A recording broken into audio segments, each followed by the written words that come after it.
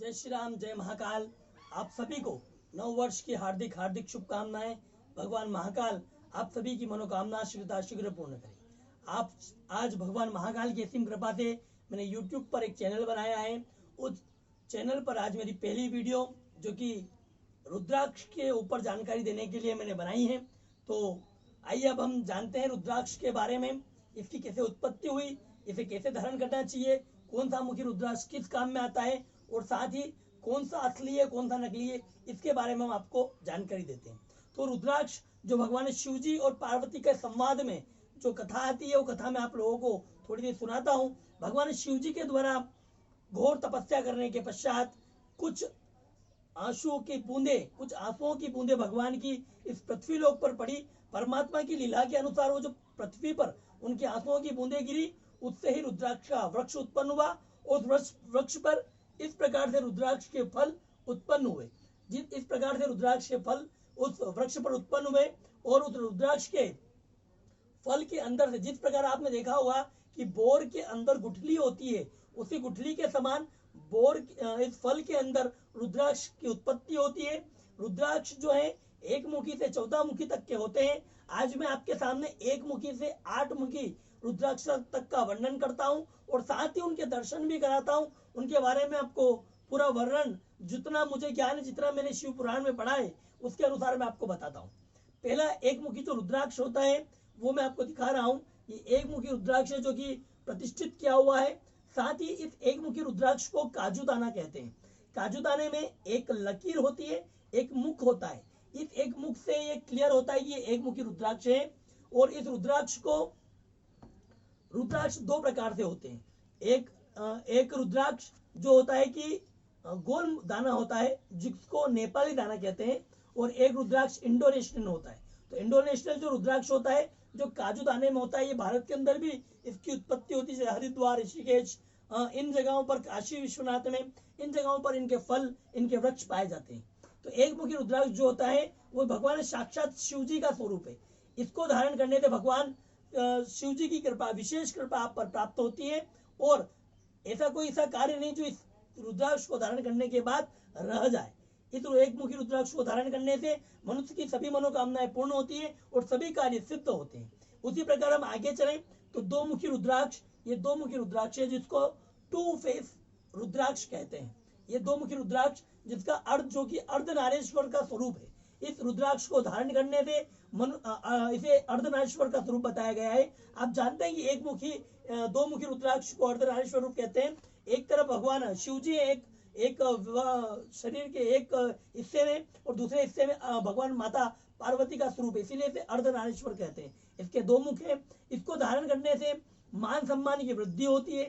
साथ ही बुद्धि तीव्र होती है, मतलब बुद्धि को ये बढ़ाने वाला होता है, बुद्धि को तेज करने वाला होता है। इसको धारण विशेष रूप से जो वकील लोग होते हैं वो करते हैं। वकीलों को वकील जो होते हैं उनके रुद्राक्ष को धारण करना चाहिए। वैसे हम आगे चलें तो तीन मुखी रुद्राक्ष जो कि अग्नि देव का स्वरूप बताया गया है, इसको धारण करने से मनुष्य के जीवन में खुशहाली आती है और विद्या की प्राप्ति के लिए इसे विशेष रूप से बताया गया है। इस तीन मुखी में 3 मुख होंगे अलग अलग, इसे अग्निदेव का स्वरूप बताया गया है। इसको विशेष रूप से बच्चों को धारण करवाना चाहिए। जो बच्चे 5 वर्ष से ऊपर हैं उन्हें रुद्राक्ष को धारण करना चाहिए। उससे बच्चे को विद्या की प्राप्ति होगी, साथ ही खुशहाली की प्राप्ति होगी।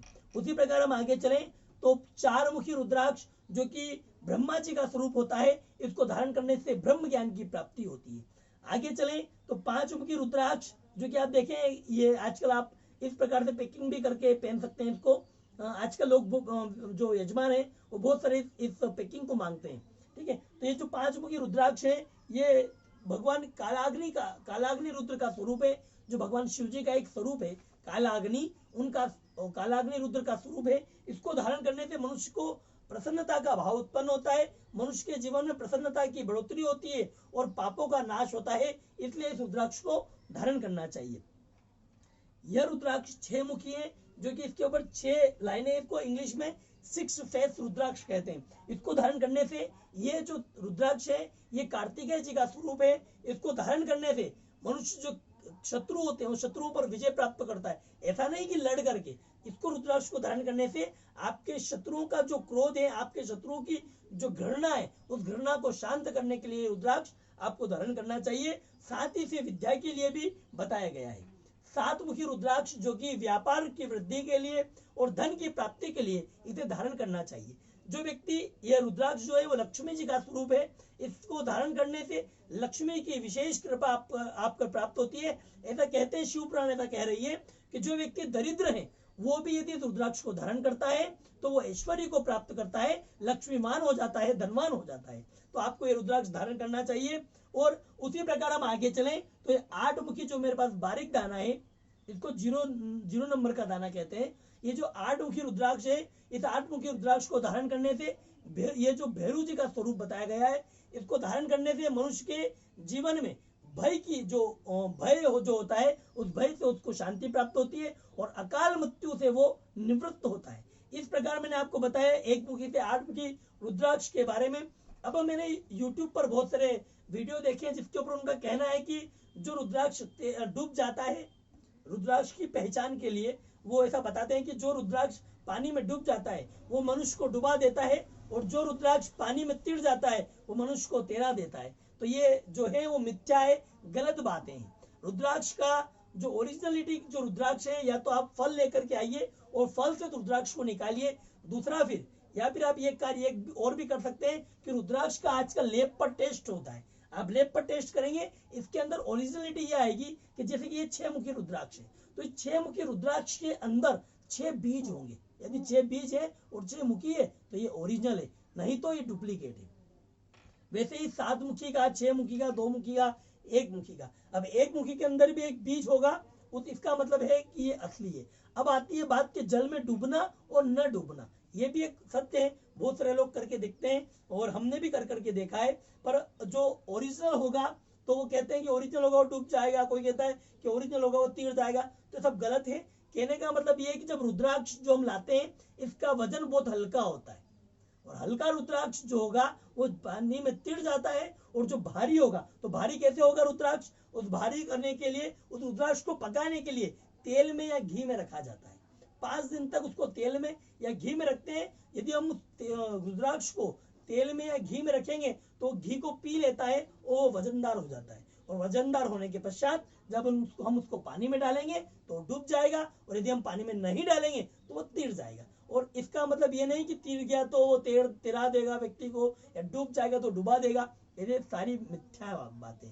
ठीक है। रुद्राक्ष के अंदर अब बहुत तरह का लोगों का कहना रहता है कि रुद्राक्ष धारण करने से क्या फायदा होता है, किस प्रकार प्रभाव होता है। ये तो एक सिर्फ फल है। तो रुद्राक्ष साक्षात शिव जी का स्वरूप है, जो कि भगवान के आंसुओं से निकला है। और रुद्राक्ष का हम शब्द को सुने तो रुद्र और अक्ष, अक्ष को हिंदी में कहते हैं, अक्ष जो है वो संस्कृत का शब्द है, हिंदी में उसको समझे तो उसको आंसू कहते हैं, और रुद्र का मतलब होता है शिव जी। तो शिव जी के आंसू को रुद्राक्ष कहते हैं। तो ये रुद्राक्ष है जो भगवान शिव जी के आंसू है, जो भगवान शिव जी का एक शरीर से निकला हुआ आंसू है। उस आंसू से ही रुद्राक्ष की उत्पत्ति होती है, और हम सभी को रुद्राक्ष को अवश्य धारण करना चाहिए। ये मेरा पहला वीडियो था जो कि मैंने आपको सभी लोगों को बताया। साथ ही मैं आप सभी से निवेदन करूंगा, आप इस वीडियो को अधिक से अधिक सब्सक्राइब करें, लाइक करें, कमेंट करें। जैसा आपको लगा हो वो अपनी इच्छा के अनुसार आप मुझे कमेंट करके बताएं। हो सकता है कि मैं आगे कुछ अच्छी बातें बता सकता हूं, और आगे भी मैं इस रुद्राक्ष के बारे में आपको बताता रहूंगा। आप मुझसे जुड़े रहें। ये रुद्राक्ष आपको कहाँ मिलेंगे ये भी मैं आपको बता दूंगा। तो एक चैनल है, उस साइट पर जाकर के भी आप इस रुद्राक्ष को मंगा सकते हैं। तो मैं आपको अगले वीडियो में बताऊंगा, और अगला वीडियो थोड़ा नजदीक से बताऊंगा ताकि आप रुद्राक्ष के बारे में अच्छे से समझ सकें। आप सभी से मैं एक ही निवेदन करूंगा कि मेरा पहला वीडियो है, इस वीडियो को अधिक से अधिक सब्सक्राइब करें, लाइक करें और अवश्य कमेंट करें। पंडित अर्पित व्यास। जय श्री राम, जय महाकाल।